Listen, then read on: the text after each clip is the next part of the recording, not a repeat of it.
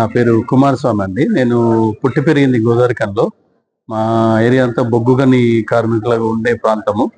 So చిన్నప్పటి నుంచి బొగ్గులోనే తిరిగినా, బొగ్గులోనే పెరిగినా, బొగ్గునే పూసుకొని తిరిగినా.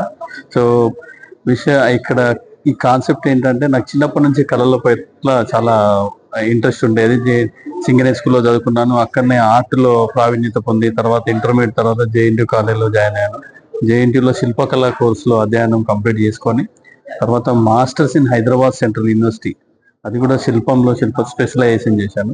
ఇంకా ఆ తర్వాత నేను నా ప్రాంతీయతను చూపించుకోవడానికి అండ్ నేను పుట్టి పెరిగిన ప్రాంతంలో ఉన్న ఇన్ఫ్లుయెన్స్ చూపించాలి అండ్ అక్కడ ఉన్న సమస్యలను కూడా నాకు అసమానం వాళ్ళని చూస్తూ ఉంటే చాలా బాధ అనిపిస్తూ ఉండేది. సో ఎప్పుడైతే సెవెనియల్ లిపి అనే ఒక పెద్ద ఘటన జరిగింది మా కోల్మైన్ ఏరియాలో 2006 సంవత్సరంలో. సెవెనియల్ లిపిలో మొత్తం గ్రౌండ్ లెవెల్లో వాటర్ రావడము, ఆ వాటర్ వచ్చి ఆ వాటర్ అంతా మొత్తం చాలా మంది దానిలో చనిపోవడం జరిగింది. సో ఆ ఇన్సిడెంట్ ని కొంచెం నాకు చాలా బాధాకరంగా అనిపించింది. అట్లా చాలా మంది ప్రతి సంవత్సరము ఏదో ఒక ఇన్సిడెంట్ జరుగుతూనే ఉంటుంది అండర్ గ్రౌండ్ లో. సో ఈ అండర్ గ్రౌండ్ లో జరుగుతున్న సిచ్యువేషన్ చాలా నన్ను కదిలించేవి. నాకు ఎప్పుడు ఏదైనా కాన్సెప్ట్ తీసుకోవాలన్నా మన ప్రాంతం గురించి, మన వర్క్, మన ఏరియా గురించి ప్రమోట్ చేసుకోవడము, దానిలో ఉన్న మంచి చెడులన్నీ చూపించాలనే ఆలోచనతో నేను ఈ కోల్నే ఒక కాన్సెప్ట్ గా తీసుకున్నా.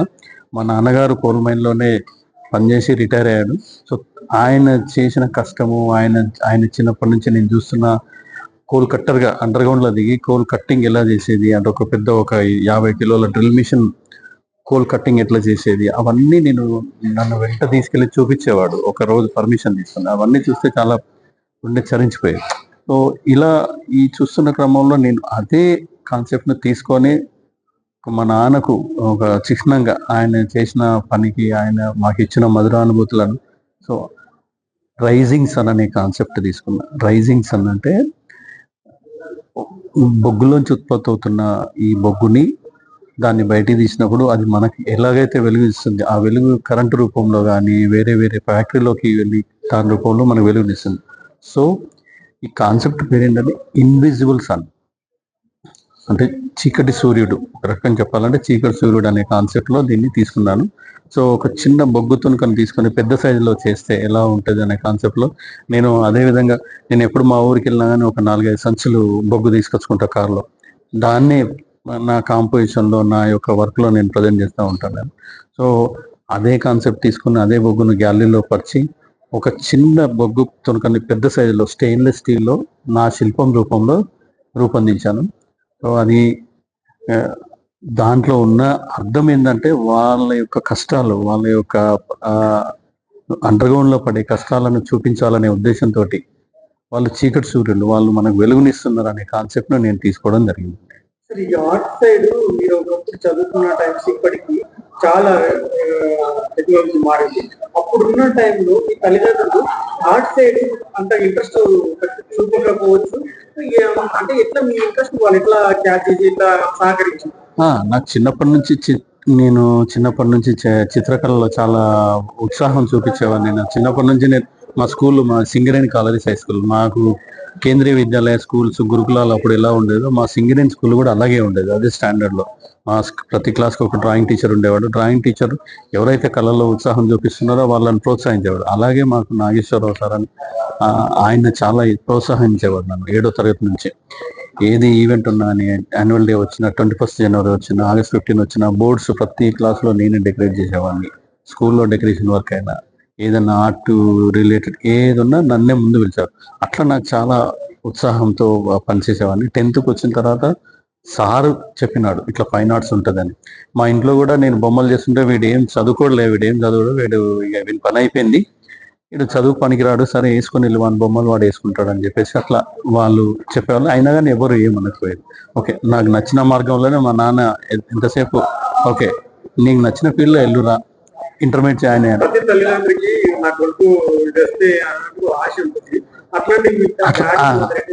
మా నాన్నకి ఏంటంటే ఆర్కిటెక్చర్ సైడ్, ఇంజనీరింగ్ సైడ్ వెళ్తాడేమో అని అనుకున్నారు. లేదు, నేను ఆర్ట్ ఫీల్డ్ లోనే వెళ్తానని చెప్పాను. చాలా హ్యాపీ ఫీల్ అయ్యాను. ఓకే, సంతోషం, నీకు నచ్చిన ఫీల్డ్ నువ్వు ఎంచుకున్నావురా, చాలా హ్యాపీ అని చెప్పేసి. మా తమ్ముడు మెడిసిన్ చేసినాడు. తర్వాత నన్ను అందరూ హేళనగా చూడడం స్టార్ట్ చేసినారు. హేళన ఇన్ ద సెన్స్ వీడికి ఇంత 7 బొమ్మలు వేసుకుంటాడు. ఎక్కడో ఒక పట్టుదల మొదలైంది అప్పుడే నాకు. అరే నేనెందుకు ఇట్లా చేసుకోవాలి, నాకంటూ ఒక గుర్తింపు తెచ్చుకోవాలనే కాన్సెప్ట్ లో నేను ఈ పట్టుదలతో కష్టపడి చేయడం జరిగింది. సో అదే సంకల్పంతో, అదే పట్టుదలతోటి ఫైన్ ఆర్ట్స్ లో ఏదో చేయాలి. నేను నమ్ముకున్న ఫీల్డ్ కళారంగం. ఈ చిత్రకళలోనే శిల్పకళ, పెయింటింగ్ ఇవన్నీ ఎక్కడ ఎక్కడ అధైర్యపడకుండా ప్రతి ఒక్కరు నన్ను చిన్నప్పటి నుంచి నాకు సహకరించేవాళ్ళు. మా అన్నయ్యలు కానీ, మా నాన్న కానీ, మా అమ్మ కానీ, మా ఇంట్లో ఉన్న వాళ్ళంతా.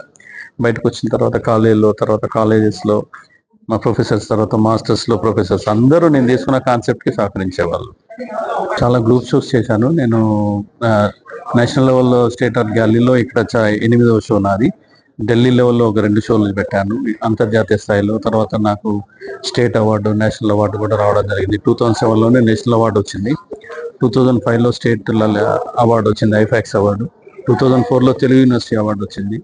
2005లో గోల్డ్ మెడల్. అట్లా నాకు ఎక్కడ ప్రతి చోట ఎక్కడ అప్లై చేసి అక్కడ స్కాలర్షిప్ కానీ అవార్డ్స్ కానీ వచ్చాయి. తర్వాత జంక్షన్ బ్యూటిఫికేషన్స్ అని తెలంగాణ వచ్చిన తర్వాత చాలా ఒక డెవలప్మెంట్ కార్యక్రమాలు స్టార్ట్ అయినాయి. అప్పుడున్న కేసీఆర్ గారు, ఇప్పుడున్న ప్రభుత్వం కూడా సుందరీకరణలో భాగంగా అప్పుడు ఎవరైతే బాగా చేస్తున్నారో అనే ఉద్దేశంతో అప్పుడు నన్ను పిలవడం జరిగింది. సో నేను హైదరాబాద్ మెయిన్ జంక్షన్స్ లో ఎక్కడెక్కడైతే కూడళ్లలో చూస్తున్నారో అక్కడ చాలా విగ్రహాలు తయారు చేసిన తర్వాత గజ్వేల్, సిద్దిపేట్, కరీంనగర్, సిరిసిల్ల, వరంగల్, మహబూబ్ నగర్ ఇలా చాలా ప్లేసులలో నా యొక్క శిల్పాలు ఉంటాయి. ఇప్పుడు కూడా చేస్తున్నాను నేను చాలా గుర్తింపు. యా, నా స్టైల్ ఏంటంటే నా ప్రాంతీయతను నేను బొగ్గే గోదావరి కని ప్రాంతాన్ని ఇప్పుడు చాలా అది పొల్యూషన్ తోటి కలుషితం అవుతుంది. ఓపెన్ కాస్ట్ అవడం వల్ల, ఓపెన్ కాస్ట్ వల్ల చాలా మందికి ఆ డస్ట్ పడక హెల్త్ ఇష్యూస్ వస్తున్నాయి. అంతకుముందు మైన్స్, అండర్ గ్రౌండ్స్ ఉన్నప్పుడు సరే ప్రమాదాలు జరిగేవి. ఆ ప్రమాదాలు జరిగినా అని అందరికీ సెక్యూర్ జోన్ ఉండేది. అప్పుడు అంత డస్ట్ ఉండకపోయేది కాదు. ఇప్పుడు అంత చాలా డస్ట్ వచ్చి అంత మొత్తం దానికి తోడు అక్కడ RFCL అని ఒకటి ఫెర్టిలైజర్ ఫ్యాక్టరీ, దాని తర్వాత NTPC ఇవన్నీ చేయడం వల్ల ఆ ఉన్న చిన్న ప్రాంతం 5 లక్షల జనాభా ఉన్న ప్రాంతం చాలా పొల్యూటెడ్ గా మారింది. ఎందుకో దాని మీద నేను ఈ విగ్రహాల తయారీలో దాని మీదనే ఫోకస్ చేయాలి, దాన్ని ఒక కాన్సెప్ట్ తీసుకోవాలనే కాన్సెప్ట్ లోనే చేస్తున్నాను. వేరే విగ్రహాలు ఏం చేయట్లేదు. ఓన్లీ కోల్ ఇది నా సబ్జెక్ట్. తెలంగాణ మూమెంట్ చాలా అందులో పార్టిసిపేట్ చేశాము. ఆ మూమెంట్ లో మేము క్యాంపులు కండక్ట్ చేశాము. ఇప్పుడున్న కళాకారులు అందరూ పార్టిసిపేట్ చేసినారు. తెలంగాణ కళాకారులు అందరూ వాళ్ళ యొక్క పార్టిసిపేషన్ చూపించినారు. నేను కూడా దానిలో భాగమైనాను. కరీంనగర్ నుంచి అన్ని డిస్టిక్లలో మేము క్యాంపులు కండక్ట్ చేసినాము. ఆ తర్వాత ఇంకా ప్రతి చోట అందరం కలిసి దాని గురించి డిస్కస్ చేయడము, దాని గురించి ప్రమోట్ చేయడము, మన ఆర్ట్ని, తెలంగాణ కళల్ని ప్రమోట్ చేయడం అలా చేసుకుంటూ రావడం జరిగింది. ఇప్పటి వరకు మీ లైఫ్ స్టైల్ ప్రతి ఒక్క ప్లేస్ లో అవార్డు తీసుకోవడం కానీ, లేదంటే ఈ గురించి నాకు గుర్తుండిపోయిన లైఫ్ స్టైల్ గుర్తుండే అట్లాంటి మనం మెమరీస్ చాలా చాలా చేసినాను నేను. అంటే నాకు కేసీఆర్ గారు, గత ప్రభుత్వంలో కేసీఆర్ గారు గజ్వేల్లో ఒక పెద్ద ప్రాజెక్ట్ చేశాను నేను. ఆ ప్రాజెక్టు తోటి మంచి గుర్తింపు వచ్చింది. ఆయనే పర్సనల్ గా పిలిచి ఇంటిగ్రేటెడ్ కమ్యూనిటీ స్కల్ప్చర్ అనే ఒక స్కల్ప్చర్ చేశాను. అంటే అన్ని కులాలు ఒక తాటిపైకి తీసుకొచ్చి ఒక 24 సంపన్న వర్గాల శిల్పాలను ఒకటే స్టోన్ మీద క్రియేట్ చేశాను. అది రాష్ట్రం మొత్తం పెడదామన్నారు అప్పుడు కేసీఆర్ గారు. గజ్వేల్లో ప్రప్రథమంగా పెట్టినాను. అక్కడ నుంచి ఆడిటోరియం, ఆ తర్వాత ఇంకా మన స్టేట్ లో మెయిన్ ప్లేస్లలో ఆయనకు ఇస్తే ఆయన బాగా మన తెలంగాణ ప్రాంతీయతను చూపిస్తాడు అనే కాన్సెప్ట్ లో వాళ్ళు ప్రమోట్ చేయడం జరిగింది. అది ఒక్కడే నాకు చాలా చెప్పుకోదగ్గ విషయం. తర్వాత వరంగల్లో, తర్వాత హైదరాబాద్ లో చాలా ప్లేస్లలో చేసిన. ఈ ఆర్ట్ సైడ్ మీ లైఫ్ స్టైల్లో మాకు ఇప్పటి వరకు ఇది చెయ్యలేను అట్లాంటిది ఫ్యూచర్ లో ఎలాంటి కార్యక్రమం? చాలా మిక్స్డ్ మీడియంలో చేస్తాను నేను. ఏదైనా mixed medium, experimental art work లో నాకు చాలా ఉత్సాహంగా పనిచేస్తాను నేను. అంటే ట్రెడిషనల్ వర్క్స్ లో కాకుండా మిక్స్డ్ మీడియం, ఏదైనా కొత్తదాన్ని ఆస్వాదిస్తారు. ఇప్పుడు ఎవరైనా ఏదైనా కొత్త వర్క్ కొత్త మీడియంలో మనం ప్రజెంట్ చేస్తే అక్కడే నీకు గుర్తింపు కానీ, అక్కడే నీకు, ఎందుకంటే ఇప్పుడు అన్ని కళాకారులకు ఏఐ వచ్చిన తర్వాత, డిజిటల్ మీడియా వచ్చిన తర్వాత, 3D కటింగ్ వచ్చిన తర్వాత కళాకారులకు కొంచెం ఆదరణ తగ్గింది. ఎవరైతే కొత్తగా ఆలోచిస్తూ కొత్తదనాన్ని చూపిస్తూ వెళ్తారో వాళ్ళకే ఉంటుంది. నాకు దాంట్లో చాలా ఇంట్రెస్ట్. సరే, ఈ రోజు జరిగిన ఈ art show different 50 members perspective మీరు సోలో ఉంది. నాకు సోలో షో వచ్చే నెల కానీ లేకపోతే ఈ సంవత్సరం చివరిలో నేను సోలో షో ప్లాన్ చేస్తున్నాను. తప్పకుండా అందరికి ఇన్విటేషన్ ఇస్తాను. అందులో ముఖ్యంగా నా స్పెషలైజేషన్, నా యొక్క శైలి, అంటే నా స్టైల్ ఆఫ్ వర్క్ ఎలా ఉంటుంది అనేది మీరు చూడబోతుంటారు.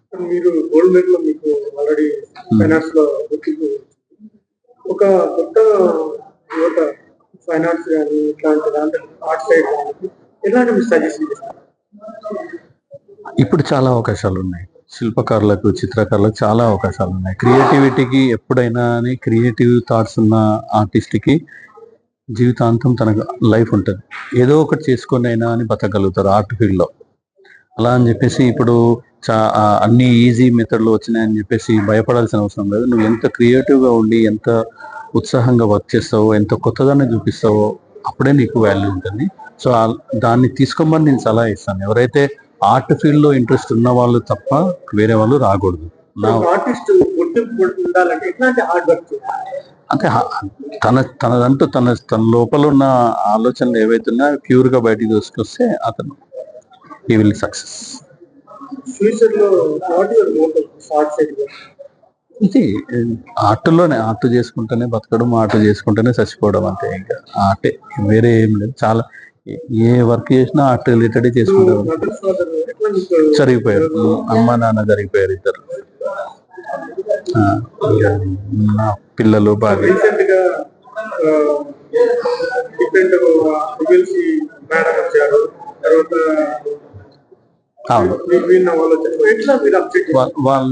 వాళ్ళు చెప్పారు, వాళ్ళు చాలా బాగుందమ్మా, ఇది ఒక అంటే సబ్జెక్ట్ చాలా ఇంట్రెస్టింగ్ సబ్జెక్ట్. ఇప్పుడు బర్నింగ్ టాస్క్ ఇది, యాక్చువల్గా పొల్యూషన్ కి కారణమవుతుంది. సో దీన్ని విభిన్న కోణంలో ఆలోచించాలి. మంచి ఉంది, చెడు ఉంది. ఆ చెడుని మనం ఒక కాన్సెప్ట్ రూపంలో చూపిస్తున్నావు దాన్ని. అలాగే దాన్ని ఎట్లా పరిష్కారం ఏంటి అనేది కూడా ఒక ఆలోచించే విధంగా ఇది ఉంది అని చెప్పేసి చెప్పడం జరిగింది. అందరికి నచ్చింది. అంటే ఇది అందరు కొనుక్కునే వర్క్ కాదు, ఇది ఎవరు ఇంట్లో తీసుకెళ్లి పెట్టుకునే వర్క్ కాదు. దీనికి నేను చాలా ఖర్చు పెట్టాను. నేను స్టెయిన్లెస్ స్టీల్ అది మినిమం ఒక చాలా పెద్ద అమౌంట్ ఖర్చు పెట్టాను నేను. బట్ ఏంటంటే నా ఆలోచనని నేను ప్రజెంట్ చేయాలన్న కాన్సెప్ట్ తోటి విగ్రహం తయారు చేయడం జరిగింది. థ్యాంక్ యూ సో మచ్ అండి.